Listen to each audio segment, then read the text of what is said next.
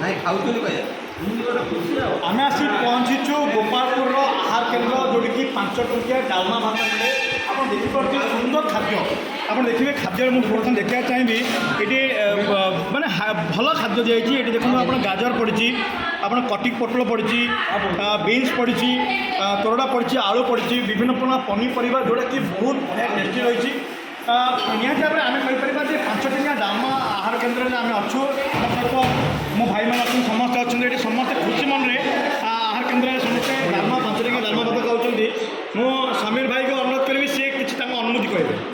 आहार केन्द्र किभଳି ଚାଲିଛି ବାତ୍ୟା ହେଉ କି ବନ୍ୟା ଲୋକଙ୍କ ପାଇଁ ଖାଦ୍ୟ ଅଛି କି ନାହିଁ ଏହାକୁ ପରଖିବା ପାଇଁ ଆମେ ଆସିଥିଲୁ ଯେହେତୁ କଭରେଜରେ ରହିଥିଲୁ ଗୋପାଳପୁରରେ ଭାବିଥିଲୁ ସମସ୍ତେ ଟିକେ ଦେଖିବା ଆହାର କେନ୍ଦ୍ର କିଭଳି ଅଛି ବ୍ୟବସ୍ଥା ଏଠାରେ ଯେଉଁ ବାତ୍ୟା ହେଉ ବା ବନ୍ୟା ସମୟରେ ଯେଉଁ ଲୋକଙ୍କ ପାଇଁ ସରକାର ଯେଉଁ ବ୍ୟବସ୍ଥା କରିଛନ୍ତି ତାହା ଉପଲବ୍ଧ ଅଛି କି ନାହିଁ ତାହାକୁ ପରଖିବା ପାଇଁ ଆମେ ସମ୍ପୂର୍ଣ୍ଣ ଭାବେ ଯେଉଁ ବ୍ରହ୍ମପୁର ରହିଛନ୍ତି ଗଣମାଧ୍ୟମର ପ୍ରତିନିଧିମାନେ ଆଜି ପହଞ୍ଚିଥିଲୁ ଏବଂ ସମସ୍ତେ ଖାଇକି ମଧ୍ୟ ଏହାର ଟେଷ୍ଟ ମଧ୍ୟ ନେଇଛନ୍ତି ଯେ ପ୍ରକୃତରେ କେତେ ଟେଷ୍ଟ ଅଛି ଭାତ ଡାଲମାର ଗୁଣବତ୍ତା କେତେ ରହିଛି ତାହାକୁ ସମସ୍ତେ ଏଠାରେ ଅନୁଧ୍ୟାନ କରିଛନ୍ତି ମୁଁ ଦିଗମ୍ବର ଭାଇ କହିବେ କିଭଳି ରହିଛି ମୁଁ ସବୁଦିନ ଚେଷ୍ଟା କରୁଥିଲି ଆହାର କେନ୍ଦ୍ରରେ କିଭଳି ଖାଦ୍ୟ ଦିଆଯାଏ ଆଜି ପ୍ରଥମ ଥର ଖାସ୍ କରି ଦେବ ଲାଗି ଆଜି ଆସିଲି ଖାଦ୍ୟ ଖାଇଲି ବହୁତ ଭଲ ଲାଗୁଛି ବହୁତ ଖୁସି ବି ଲାଗୁଛି ସମସ୍ତେ ଆଜି ଗୋଟେ ଜାଗାରେ ବସିଛୁ ଗେଟ୍ ଟୁଗେଦର ଗୋଟେ ବର୍ତ୍ତମାନ ମୁଁ କହିବି ପିତାମ୍ବରକୁ ପିତାମ୍ବର କ'ଣ କହିବି ବହୁତ ଭଲ ହେଇଛି ଖାଇବା ଯେହେତୁ ଆଜି କୌଣସି ହୋଟେଲ କିଛି ମଧ୍ୟ ଖୋଲା ନଥିଲା ଏକ ଦ୍ୱିତୀୟତଃ ଆହାର କେନ୍ଦ୍ରରେ ଖାଇବା ମିଳିଲା ମଧ୍ୟ ଭଲ ଖାଇବା ମଧ୍ୟ ବର୍ତ୍ତମାନ ଆମେ ସ୍ୱାଧୀନ ନିଶ୍ଚିତ ଭାବେ ଯେହେତୁ ବାତ୍ୟା ସମୟ ସରକାରଙ୍କ ନିୟମ ନେଇ ସମସ୍ତ ହୋଟେଲ ବଜାର ମଧ୍ୟ ବନ୍ଦ ରହିଛି ଏହି ସମୟରେ ସରକାରଙ୍କ ଯୋଜନା ଯାହା ଆହାର ଯୋଜନାରେ ସମସ୍ତେ ଖାଉଛନ୍ତି ବହୁତ ବଢ଼ିଆ ହୋଇଛି ଆଚାର ମଧ୍ୟ ମିଳିଛି ଯାହାକି ସମସ୍ତେ ଖାଉଛୁ ଏବଂ ଏନ୍ଜୟ ମଧ୍ୟ କରୁଛୁ ନିହାତି ଭାବରେ ବହୁତ ବଢ଼ିଆ ଆମେ ଆମର ଯେଉଁ ବାତ୍ୟା ରହିଥିଲା ବାତ୍ୟାର କଭରେଜ ସମୟରେ ଯେତେବେଳେ ଆମେ ଆସିଥିଲୁ ପ୍ରଶାସନ ତରଫରୁ ମଧ୍ୟ କଡ଼ା ନିୟମ ରହିଥିଲା ଯେ ସମୁଦ୍ର ତଣ୍ଡରେ କୌଣସି ହେଲେ ମଧ୍ୟ ବ୍ୟବହାର କରିପାରିବେ ନାହିଁ କିନ୍ତୁ ଆମେ ଯେତେବେଳେ ଖୋଜିଲୁ ଯେ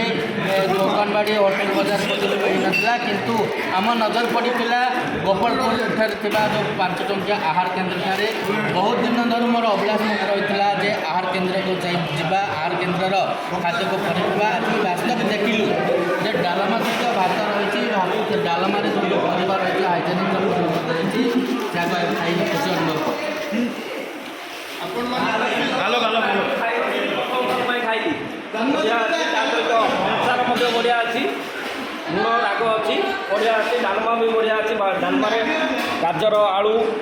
ବାଇଗଣ ପଡ଼ିଛି ବହୁତ ଭଲ ଅଛି ଟେଷ୍ଟ ମଧ୍ୟ ଲାଗୁଛି ଦେଖନ୍ତୁ ଦେଖନ୍ତୁ ଯେଉଁମାନେ ବି ଆହାର କେନ୍ଦ୍ରକୁ ଆସୁଛନ୍ତି କେବଳ ବି ଖାଇବା ପାଇଁ ସେମାନଙ୍କ ପାଇଁ ବିଭିନ୍ନ ସଚେତନତା କାର୍ଯ୍ୟକ୍ରମ ଏଲ୍ଇଡି ବି ଲାଗିଛି ଲୋକମାନଙ୍କୁ ସଚେତନ କରାଯାଉଛି ରାଜ୍ୟ ସରକାରଙ୍କ ଏଇ ଗୋଟେ ବହୁତ ବଢ଼ିଆ ପଦକ୍ଷେପ ଦେଖିବେ ଆପଣ ଟ୍ୟାପ୍ ଲାଗିଛି ପାଣିରେ ହାତ ଧୋଇବା ପାଇଁ ସମସ୍ତେ କେମିତି ହାତ ଧୋଇବେ ଟ୍ୟାପ୍ରେ ଏବଂ ପୁରା ଦେଖିବେ ନିଟ୍ ଆଣ୍ଡ କ୍ଲିନ୍ ପୁରା ଆହାର କେନ୍ଦ୍ର ନିଟ୍ ଆଣ୍ଡ କ୍ଲିନ୍ ରହିଛି ଆପଣ ଦେଖିବେ ଯେଉଁମାନେ ମାଆମାନେ ସେମାନଙ୍କ ଖାଦ୍ୟ କରୁଛନ୍ତି ବହୁତ ସୁନ୍ଦର ଭାବରେ କାମ କରୁଛନ୍ତି ଆପଣ ଦେଖିବେ ସେମାନେ ମଧ୍ୟ ତାଙ୍କର ଡ୍ରେସ୍ କୋଡ୍ ରହିଛି